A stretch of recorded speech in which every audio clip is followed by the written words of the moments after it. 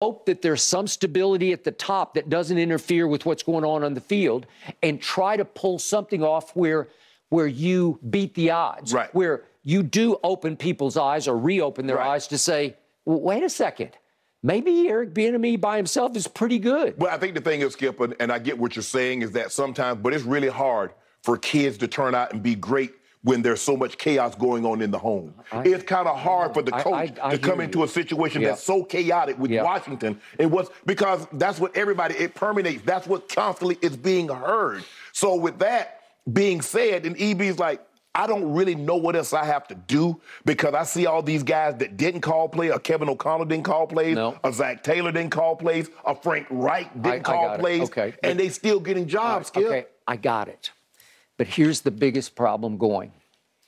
Right now, Andy Reid is considered the greatest offensive mind in all of football. I think it's like runaway now. Like if this dynasty is going to accomplish what you think it's going to accomplish, if Patrick Mahomes is going to win multiple more Super Bowls in the next few years, if Andy's going nowhere, he's got, come on. I got Patrick Mahomes, right? So let's say Andy coaches until he's 70. He's what, 64? Okay, so let's say he coaches 6 more years. And let's say they go to 3 Super Bowls. That'd be a lot. And they win a couple of more. Well, over that time, people are going to look harder and harder at this and say, he might be the greatest offensive mind ever, and he's coaching the greatest quarterback ever, because already there's a runaway train out there that says Patrick Mahomes now is better than Tom Brady ever was at any point in his career. True. It's out there. It's we're going to talk about it here in a few minutes. Okay? How can Eric Bieniemy overcome that? Because he has been labeled by the NFL, clearly labeled by the sheepthink NFL as nothing but a product of the greatest offensive mind and the greatest quarterback ever. Seriously, that's what you got. That's the 1-2 punch or the 2-1 punch, however you want to look at it. And it's hard for Eric to fight out of that, because they're saying, well, Andy, come on. It's wink, wink, nod, nod. Andy calls the plays. I saw Ian Rappaport's report said that Andy is the primary play caller. I've never heard of a secondary play caller. Here, you call the second quarter of this. You know, like every third play you call it. Or I don't know what's going on, but you it's just like anything, Skip. A coordinator likes to get in a rhythm. Okay, it's a rhythm, and it's Andy's offense, and I got no problem with that, because that's what he's always done, right? He's been in offense for 30 years. He's been doing it and doing it and doing it, and he loves Eric Bieniemy, and Patrick loves Eric Bieniemy, but it's hard for them to sell, because the league just sits back and shrugs and says, yeah, you're saying all the right things, because you love the guy. And it's funny, because I'm sure a lot of people are thinking, well, Andy loves him so much he doesn't mind if he loses him, right? Because would Andy be threatened by losing Eric Bieniemy? No, he wouldn't be threatened. He brought Matt Nagy as the quarterback coach. So he's a guy that had EB's role before EB had it. All right.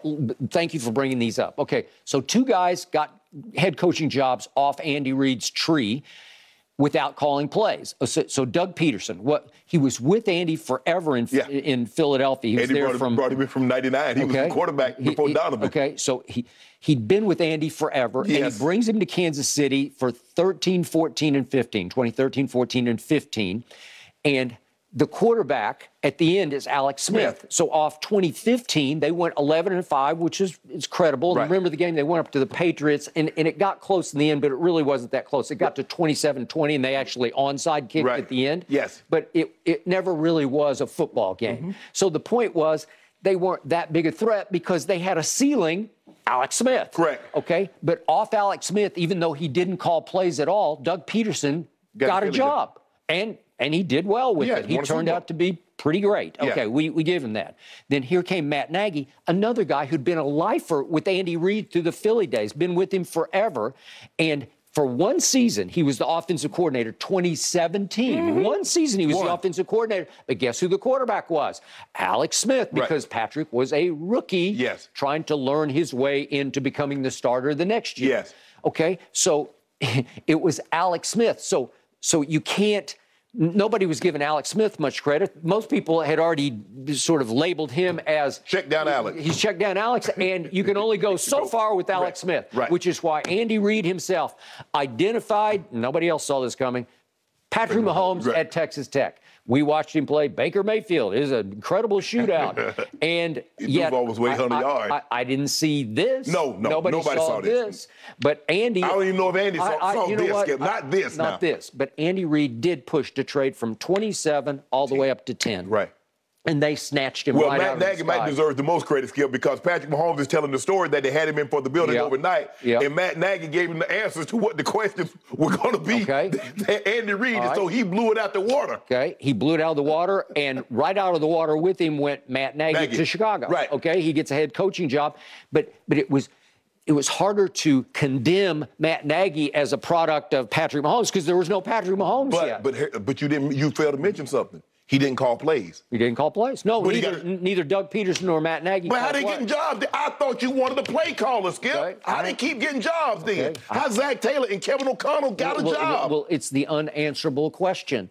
And it's gone on so long that just the cycle of it has recurred so often that the league has finally said there must be something wrong with Eric Bieniemy. Yeah. We're not sure what it is, but there's got to be something wrong because 17 times he didn't get the job. Right? Yes. So what's wrong with him? Is he just a product of the greatest and the greatest? Skip, it's kind of like a house that's always on the market. You're like, well, damn, that's a beautiful. After a while, you say, you're like, damn, that's a beautiful house. The location is great. Why is the house always up for sale? Is there a crack in the foundation? Is something structurally wrong? What is it? Yep. Okay. So, as much as Andy Reid says, like his quote the next day after the Super Bowl was, Eric Bieniemy was tremendous down the stretch there, putting things together as they got hotter and hotter on offense down the back end of the season. Right. So he's saying, I'm giving Eric credit for strategy, for meetings, for game planning, for big picture, right? That's what they were giving him credit for. And I have zero doubt that he deserves high credit for that. Yes, because Skip, as a head coach, you got so much on your plate. That's what EB's job is. That's what Gary Kubiak, who was our offensive coordinator, Skip, it was his job and the offensive coaches to come up with formations and plays. Okay, and then Mike, what do you think about this? I think we can do this. I think we can take advantage of this. And then Mike was like, okay. It was all Mike calling the play, but they don't realize it's people behind the scenes that's doing a lot of the work. And the irony of what you just said is now Mike is the upstairs advisor to Kyle. And who knows how much input Kyle is getting on a weekly basis from Mike, even on the telephone, you know, even just talking at night. What you got. And Mike's sitting there, he's retired, he's watching tape. Yes. You know, if you could get so-and-so on so-and-so, you might have something. Absolutely. Well, you know how Mike's got some offensive He absolutely does. Okay, because you played for him. Yes, I did. Okay, so it's the reverse. But I give Mike Shanahan a lot of credit for what Kyle's able to do in ways that Eric's not getting any credit for what Andy and Patrick are able to do. Correct. Okay, so now the Time article about this. It quotes Lewis Moore, the professor of history at Grand Valley State University who specializes in African-American sports history, as saying, Eric Bieniemy has done everything he is supposed to do. He's worked his way up. He's won. If he was white, he would have a job. True. There's no question about it. And his point is that the NFL hasn't come to terms that there could be a black genius. So he's suggesting maybe Eric Bieniemy is a black genius. Well, he might be, but there's really no way to know that under the circumstance that he's in right now because he's with the greatest offensive mind and the greatest quarterback. So how can we say, aha, it's a diamond in the rough? Nobody knows that Eric Bieniemy is a black genius head coach potential. I don't know, because what have I always told you? The one thing about this whole system that's flawed is just because Eric Bieniemy has been whatever you want to call him, the quarterback coach or the OC or whatever he is. No guarantee. None of that guarantees it, because you're not qualified. You don't do head coaching things. You have no responsibility with the media. You every once in a while you talk to them, but you don't have to do it like Andy does on a daily basis. You don't have to interact with ownership and make sure ownership's okay. You don't have to interact with the GM every day and say, well, I don't know about that. Scheduling and discipline. Discipline, player problems, things that cross your desk that we never hear about. You're a counselor, Skip. You're a psychiatrist. You're a head coach. You're a father figure. You're a brother. You wear a lot of different hats. Speeches, halftime, pregame speeches. It's a big CEO commanding officer sort of job. It's a generalship. And there's nothing that any coordinator ever does, black, white, green, purple, that they don't do anything that really qualifies them to be the head coach. It's all new to them. Shane Steichen, welcome to the world. Let's see if he can do it. Jonathan Gannon. I don't know. Who knows what he could do? Correct. Again, I'm going to say it again on Jonathan Gannon. His defense was way overrated. It gave up 40 to Dallas. It basically got picked to pieces in the second half. It got embarrassed by Kansas City in the Super Bowl in the second half. And off that, the next day, you suddenly, in one interview, convince Michael Bidwill that you're the man. Right. You can save that franchise and redirect it as a defensive mind. Right. Do you have defensive genius? I can't see it. Right. I don't know. Why did they have to call in Vic Fangio to be an advisor before the Super Bowl? I have no idea. This situation is just getting worse and worse and worse. And it's embarrassing, but you and I go back and forth, and we call it out. We throw it into the middle of the table. We pound on it.